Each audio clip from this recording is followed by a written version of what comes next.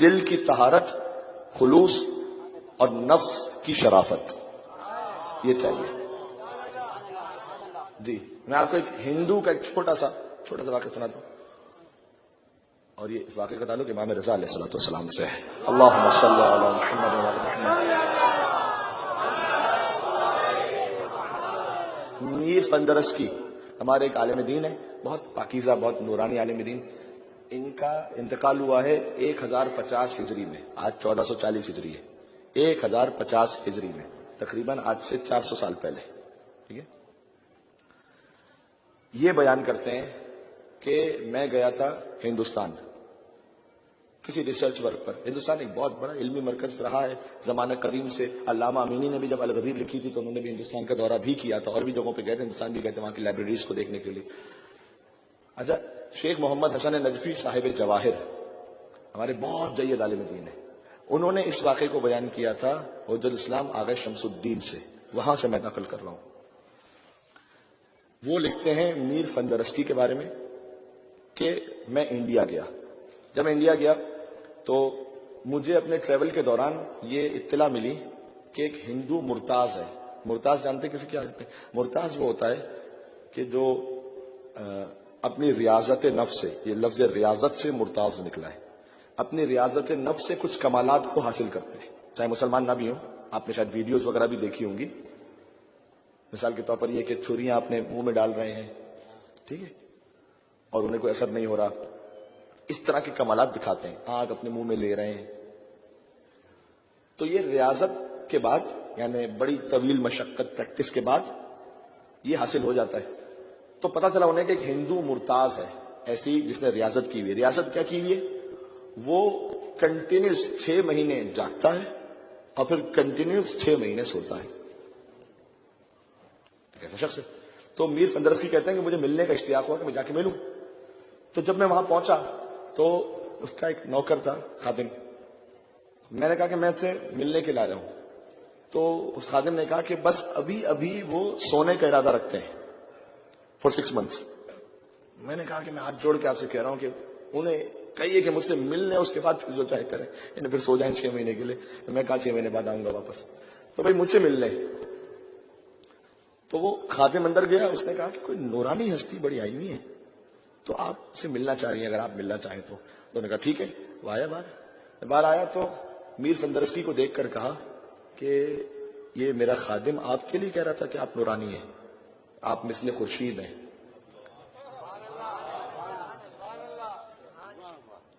ہاں، ابھی اس نے ایک جملہ اور کہا لیکن وہ جو کہہ رہا تھا کہ آپ مثل خورشید ہیں، مجھے تو ایسا کوئی اتنا کمال نظر نہیں آ رہا. اصل تو وہ شمس الشموس و انیس النفوس امام رضا تھے.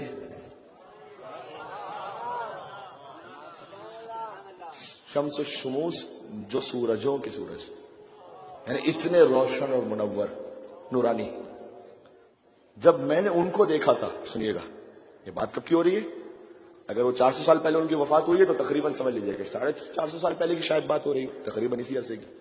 جب میں نے ان کو دیکھا تھا تو ان کا جو چہرہ اثر ہے، اس جیسا نورانی چہرہ تو کس کا ہے؟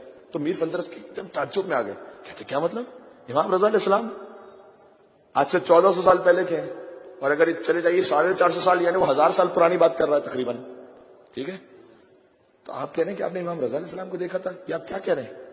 ہاں، جب امام رضا آئے تھے مامون کے دربار میں تو مامون رشید نے یہ کیا تھا کہ پوری دنیا میں لیٹرز لکھے تھے سارے ایکسپرٹس کو، ہر دین ہر مذہب کے ایکسپرٹ کو، کہ آؤ ایک شخص آ رہا ہے، اس سے مناظرہ کرنا ہے. اور چاہتا یہ تھا کہ امام سے اتنے سوالات ہر ایکسپرٹ کرے کہ کہیں نہ کہیں اگر کوئی جھول ہو جائے تو وہ چیز ہم پکڑ لیں گے. ٹھیک ہے. اب دیکھیے بات ہوتی نا کہ ایک شخص ہے، عام حالات کی بات کر رہا ہوں، ایک شخص ہے کہ جو ٹھیک ہے مناظرہ کر سکتا ہے، اس کے پاس بہت علم ہے، لیکن اگر آپ دنیا کے 10 بڑے بڑے اسپیشلسٹ اپنے اپنے فیلڈ کے اس کے سامنے بٹھا دیں تو ہر ایک سے تھوڑی بات کر سکتا ہے انسان. ہر انسان کی لمٹ ہے ایک. تو مامون نے یہی چاہا تھا کہ میں بیسٹ پاسبل ایکسپرٹس ہر فیلڈ کے ان کو بلا لوں. تو اس نے عیسائی بیسٹ عالم جو اس وقت اویلیبل تھا پادری، یہودیوں کا عالم، ایتھسٹ یعنی جو ملحد تھے، کہتے ہیں ہندوستان بھی خط لکھا تھا مامون نے، اور اس نے یہ لکھا تھا کہ جو تمہارا بیسٹ ایکسپرٹ ہو تمہارے ریلیجن کا، اس کو بھیجو. تو جب ہندوستان کے لوگوں کے پاس خط پہنچا تو انہوں نے میرا انتخاب کیا کیونکہ یہ سب سے زیادہ ماہر تھا، اور کہتے ہیں میں وہ ہندوستان کا اس زمانے میں سفر طے کر کے ایران پہنچا. سمجھ آ رہی ہے؟ میں ایران پہنچا تو ہمارے لیے الگ الگ حجرے بنائے گئے، ہمارے لیے بہترین ٹریٹمنٹ کی گئی. ایک دن دربار سجا، اور اس میں ہم نے دیکھا کہ ایک انتہائی نورانی ہستی ہیں جو تشریف فرمائے، اور تمام بڑے بڑے علماء ساتھ میں ہیں، اور ہر ایک اب چاہتا ہے سوال کرے. وہی موقع ہے کہ جب کرسچن پادری نے سب سے بڑھ کے پہلے امام سے یہ کہا تھا کہ آپ ہمارے سوال کے جواب کیسے دے سکتے ہیں؟ آپ تو جو جواب دیں گے وہ آپ کی اپنی کتاب سے ہوگا، ہمارے تو قبول ہی نہیں ہے. اور امام نے اس کی طرف دیکھ کر کہا تھا کہ اگر میں اس انجیل سے جواب دوں جس کا نسخہ تیرے گھر میں رکھا ہوا ہے. اللہ اکبر. ایک مل کے صلوات دیتے مولا رضا علیہ السلام کی ذات پہ.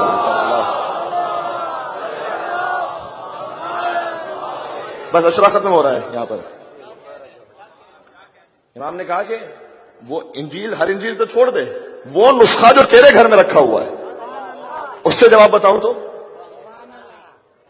اچھا تو پھر کرسچن نے سوال کیا، جیو نے سوال کیا، ملحد نے سوال کیا، سب نے سوال کرتے رہے. اور یہ کہہ رہا ہے، یہ مرتاز ہندو مرتاز کہہ رہا ہے کہ میں اتنا متاثر ہوا کہ ایک ایسی نورانی ہستی، اور ابھی تو سوال پورا نہیں ہوتا اور یہ جواب دے دیتے ہیں، اور بار بار کہتے جاتے تھے اپنے جد کا جملہ، سلونی سلونی سلونی سلونی، جو پوچھنا ہے وہ پوچھو، یا علی.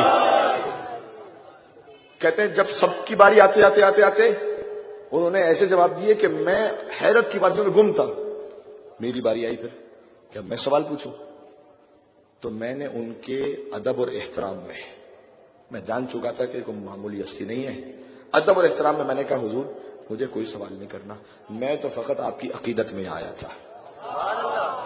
سبحان اللہ. امامت کے سامنے احترام کا اثر دیکھیے گا بابا. کہتے ہیں میں نے اپنی زبان بند رکھی، میں نے کہا کہ میں آپ سے کوئی سوال نہیں کر سکتا، میری کوئی حیثیت نہیں ہے، میں فقط آپ کی زیارت کے لیے آپ کے ادب احترام میں یہاں پر آیا ہوں. کہ جیسی محفل ختم ہوئی میں گیا ان کے قریب، انہوں نے میرے سینے کی طرف اشارہ کیا. جملہ اتنا پیارا اگر آپ تک پہنچ جائے. انہوں نے میرے سینے کی طرف اشارہ کیا، کہ یہ جو تو نے ہمارے مقام امامت کا احترام رکھا ہے نا، اس کا صلہ ہم تجھے ہی عطا کرنے کے جا تجھے زندگی عطا کی، جب تک خود تو نہیں چاہے گا تجھے موت نہیں آنے والی ہے. اللہ اکبر.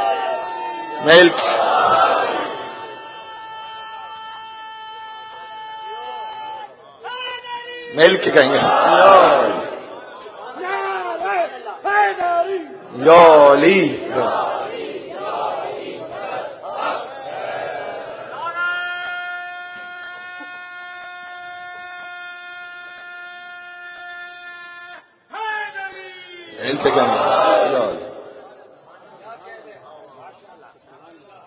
یہ منصب امامت کے سامنے احترام کا اثر ہے.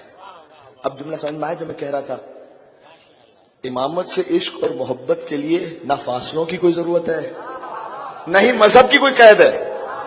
ہندو ہے لیکن دل پاک ہے، نسب پاک ہے، امام کا عشق آ جائے گا دل میں. جی تو اس لیے جب میں بات کرتا ہوں تو میں خالی شیعہ ہونے کی حیثیت سے بات نہیں کرتا، میں سارے انسانوں سے کہہ رہا ہوں، سارے مسلمانوں سے کہہ رہا ہوں، جس کا دل پاک ہے اور عشق ہے اس کے خواہ حسینی ہے، اس کا دل جڑ جائے گا. امامت کھینچتی ہے اسے اپنی طرف، ہر پاک نفس کو امامت کھینچتی ہے اپنی طرف. بات پہنچی ہے جی. یہ بات ہے.